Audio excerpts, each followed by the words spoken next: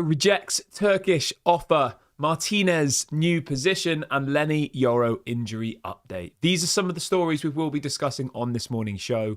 But before we get into that, please do me one small favour. Smash a like on today's video. Let's try and see 1,000 likes on this episode. And if this is your first time watching, please also subscribe to the channel. I'm live every day at 8:30 and 6 p.m. UK time. Currently, only 50% of people who watch our videos are subscribed. So if this is your first time here, please do subscribe. It's completely free content and everyone is welcome. Right, let's get straight on into it and let's start the show off with some positivity.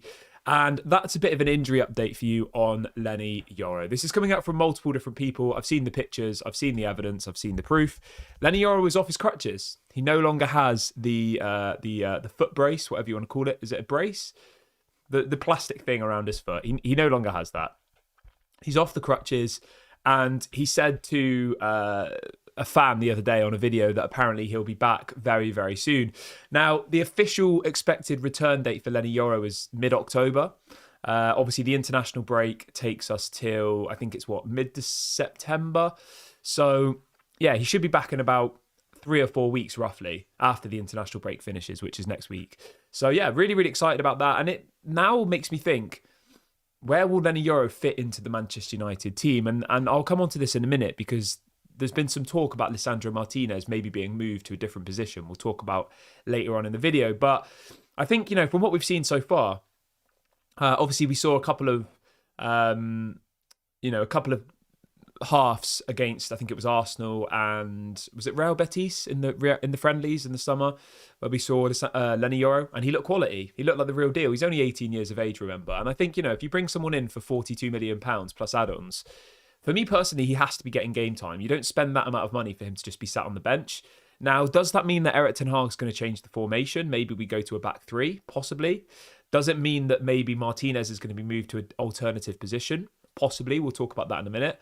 But what I think the most important thing here is, obviously you can't rush this Lenny Yoro back. You've got to slowly integrate him back into the team. But I do think he, should be getting game time. Excuse me, I'm just going to sneeze. It's suddenly just got really cold here in the UK. Oh, God. I'm still not 100%, so yeah, bear with me. But yeah. Back to Lenny Yoro. He told a fan a couple of days ago that his recovery is going well and he'll be back very, very soon. And as I said, he's no longer on the crutches. He's no longer wearing the ankle brace. So that's really, really positive. I would love to see him get some game time. I would love to see him be starting matches, to be honest, because I think, our defence so far, I don't know. I don't want to be negative, but we didn't concede against Fulham. That was good. We conceded 2 against Brighton and we conceded 3 against Liverpool. So we haven't had a particularly great defensive start to the season, have we? I know some of the goals were individual mistakes, so I'm not going to throw too much, negativity towards the defence. But, it's not like we've just won the last 3 games and we've got 3 clean sheets and our defence have looked amazing. They still have looked a little bit ropey, and I think that is probably due to the fact that obviously you don't have a left back at the moment. Luke Shaw's not there. It is still a little bit all over the place and players are making mistakes. If you think about the goal against Brighton, which lost us the game, that was individual mistakes. That wasn't, the fault of the whole... Well, it was the fault of the whole defence. They all ran at one player and didn't mark the player in the box. If you look at the goals against against Liverpool, 2 of them were Casemiro making terrible passes and Liverpool then scoring directly after it. So I think we have looked a little bit better than we did defensively last season. But if you look at it from a goals perspective, we're still conceding quite a lot of goals. If you think we've conceded 5 goals in the first 3 games, that's nearly 2 goals a game on average. I mean, it's not great, is it? If you look at that over a 38-game season, that's nearly 80 goals, if you look at it based on what we've done so far. And we've only scored, I think, 2 goals. We've conceded 5 and scored 2. So it's not looking particularly good from a goal difference perspective at the moment. But I do think Lenny Yoro coming into that side will massively improve the defence. I think he brings some athleticism. So I'm excited to see Lenny Yoro back. Do I think it's, make or break for the season? Not really. I think, I do hope that he comes back and he gets the opportunities that he deserves and that he needs. But yeah, moving on from that, I want to talk a little bit about Lisandro Martinez, because this is coming out from multiple different people that apparently the Argentinian national coach is considering playing Martinez as a left back for the upcoming fixtures. Now, this made me think, obviously, Erik ten Hag played Martinez as a left back, didn't he? Was it against, I can't remember what game it was, but Martinez played as a left back definitely this season, didn't he? Was it against Fulham? I can't remember off the top of my head, but I remember Martinez playing as a left back. And the point of the matter here is that apparently the Argentinian coach is now considering playing him as a left back for the Argentinian national team. I guess because they've got so much competition in the centre back position and they're trying to fit all of their players in. Now, I'll be honest, the game that I saw Martinez as a left back, I wasn't that impressed with him at left back. I think as a left-sided centre back, he's very good, but as a as a left back, I wasn't that impressed. I'm going to be honest. So yeah, which game was it that he played at left back? Let me double check. Okay, so it was against Man City in the Community Shield. He played 90 minutes at left back. It's good. It's obviously good to know that you have a player who can play as a left back, but yeah, I'm not that convinced as, with Lisandro Martinez as a left back personally. But yeah, let's have a look how many times he's played as a left back in his whole career. That'd be an interesting stat to see. So in Lisandro Martinez's whole career, he's played at centre back 200 times. He's played defensive midfielder 22 times, and he's played at left back 13 times. So he's actually played more as a defensive midfielder across his whole career than he has as a left back. So yeah, for me personally, I don't think it's his best position. I don't really want to see Martinez at left back, but if that's the only way to get Lenny Yoro into the team, maybe it's a conversation to be had, because you don't spend £42 million on Lenny Yoro for him to then be sat on the bench, and you don't spend £42 million on De Ligt for him to be sat on the bench, really, do you? Especially when you've also got people like Maguire, Lindelof's not gone, like Johnny Evans. You've still got 3 or 4 other centre backs who are all sniffing around trying to get into the team. And now you've got potentially 6 centre-backs who are all fighting for 2 positions, and we don't have a left-back. So maybe it is something that Manchester United consider. Obviously, as I said, it looks like the Argentinian national coach is going to start playing Martinez as the left-back. It'll be interesting to see how Martinez gets on in the international break, to see how he does there. I'll be very, very interested to watch those games. I can't remember who Argentina play. Let's have a little look. So Argentina's fixtures are this. Let's have a little look. So they play Chile on Friday, and then they play Colombia on Tuesday. So is that right? Yeah. They play Chile on Friday and Colombia on Tuesday. So yeah, I'll definitely be watching those games. I'll be seeing how Martinez gets on in this left back position. Everyone who's just joined the video, if you could do me a small favour and smash a like, that'd be really, really appreciated. We've got over 500 people watching. We've only got 60 likes though. Let's try and get to 500 likes by the end of today's video. And if this is your first time watching, please do subscribe to the channel as well. I'm live every day at 8:30 and 6 p.m. UK time, so make sure you go and do that if you haven't already. Get involved. So yeah, it'll be interesting to see whether we do actually see Martinez as a left back. I don't know. Somebody says, if we were to get offered 100 million for Martinez and we accepted it, who would we replace him with? I mean, that's a lot of if, buts and maybes. I don't think Martinez is worth 100 million, and 2, I don't think Man United would sell Martinez. I think they genuinely see Martinez as a future captain for Manchester United, because I think he does have that kind of presence. He has that attitude. He has that mentality, which I think you need to be a Manchester United captain. For argument's sake, if Lisandro Martinez was to be sold, which I don't think he ever will be, or at least not in the near future, they'd probably sign someone like Branthwaite realistically, because we know that they want Branthwaite. But yeah, I like Lisandro Martinez. He's one of my favourite players. I think he's got the right attitude. He's got the right mentality. So yeah, I would be a little bit surprised if they end up putting him at left back. But as I said, that's what apparently Argentina are going to do. Hence why we're talking about it on today's video. But let's move on from that. Obviously, we've now covered Martinez. We've covered Lenny Yoro. Let's talk a little bit about Casemiro then, shall we? This is coming out from multiple different people this morning, that apparently Casemiro has rejected the chance to move to the Turkish league this summer. And apparently also Antony has rejected that as well. So Antony and Casemiro both attracting interest from Fenerbahce for Antony, and Galatasaray for Casemiro. And apparently they're saying, we're not going to go, we're staying here. And I'm going to be blunt with you, I don't really blame them. Casemiro's earning 350 grand a week. Antony's earning 200 grand a week. They're not going to get that type of money if they go to the Turkish league. And let's be honest, right? Playing for Man United is much better for their brand than it is going to the Turkish league.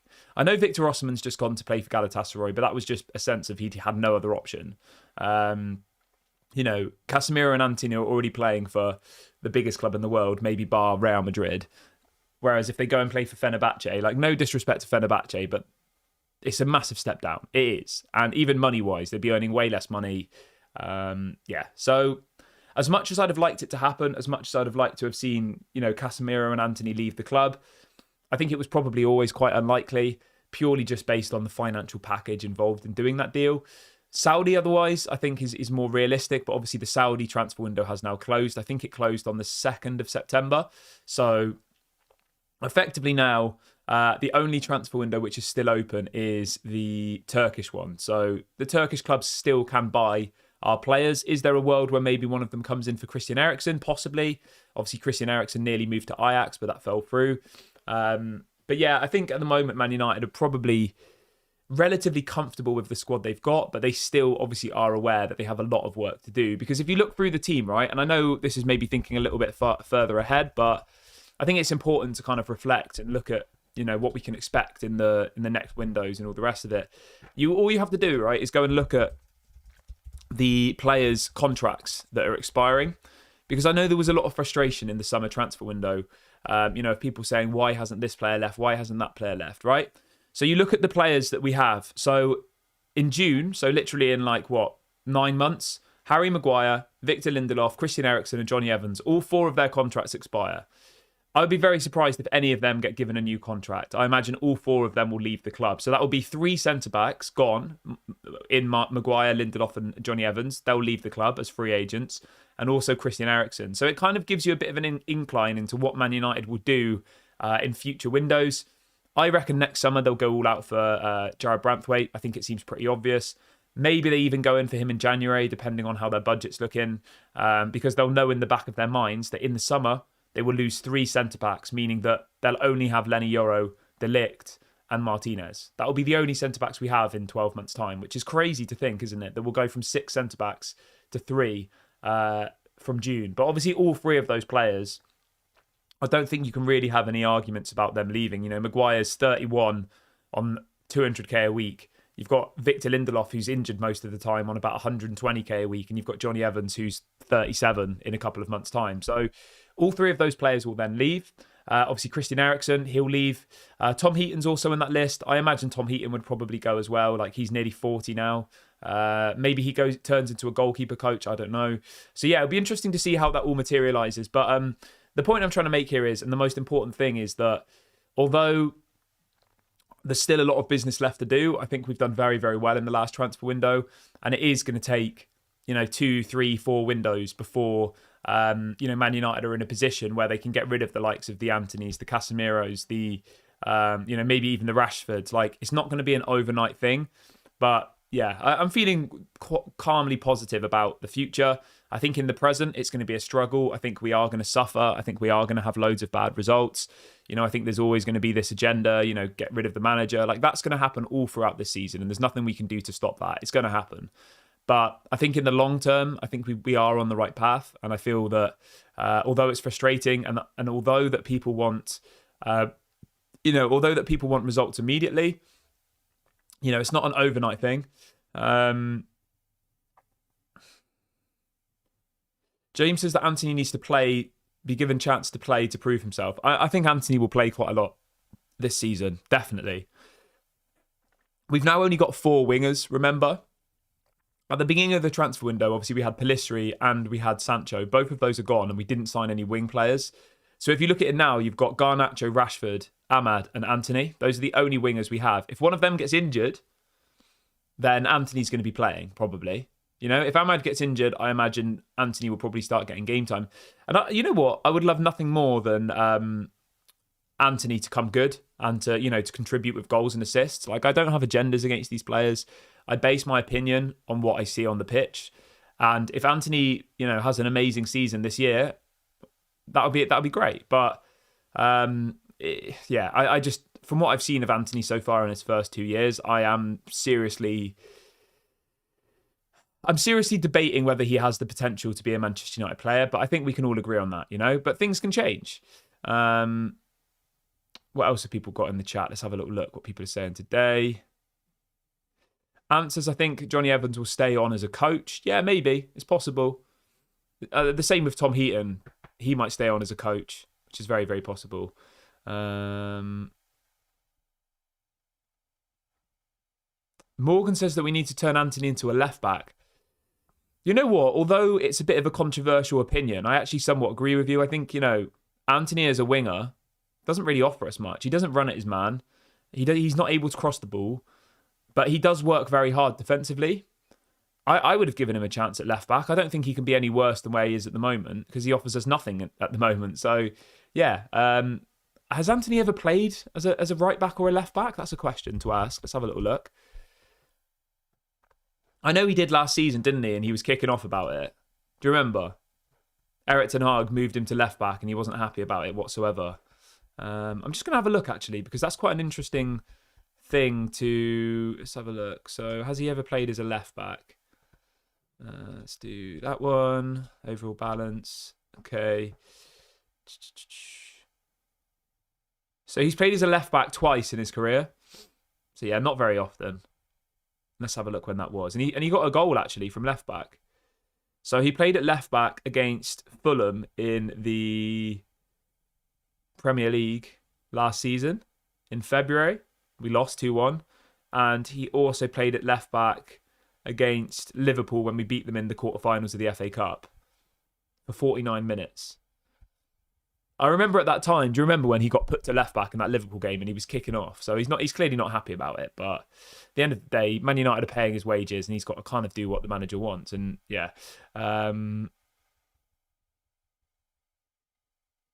Somebody says, why don't our wingers ever cross the ball? I don't know. It's an amazing question. I don't know is the answer. But I don't think we ever used to cross the ball. Like, Rashford and Garnacho, let's be honest, are both greedy. They both run at their man and have a shot or try and create something for themselves. Ahmad does cross the ball. Ahmad does, try and bring others into the game. And Antony doesn't. Antony just cuts in and shoots every time and scores probably 1 in 1,000. So I think our problem is more just the selfishness of our attacking players than the coaching. I would be absolutely stunned if Erik ten Hag is telling Antony to cut in and shoot every time he gets the ball. I would be absolutely stunned if he does, if he's telling him to do that. The same with Rashford, because we've seen recently in the recent games that Rashford isn't running at the defenders anymore. He's kind of running at them and then passing it back, and that must be a tactical decision because last season he was constantly running at defenders and never getting anywhere and giving the ball away, and now he's running at defenders and then at the point of having to take them on, he's turning back and passing the ball backwards. And I've seen a lot of people, complaining about that. Ant says they don't cross the ball because we don't have any heading presence in the box. Headers are a bit of a dead art now. That's kind of fair. But that's because we don't have an out-and-out number 9. Xerxes for me isn't an out-and-out number 9. And Højlund is still very young. He's still developing. I don't think he's the finished product. So, yeah, that probably is the reason why. Somebody says, I can't wait to see Manuel Ugarte. Yeah, me too. Yeah, I'm really excited to see Manuel Ugarte. I think he'll be a quality signing for Manchester United.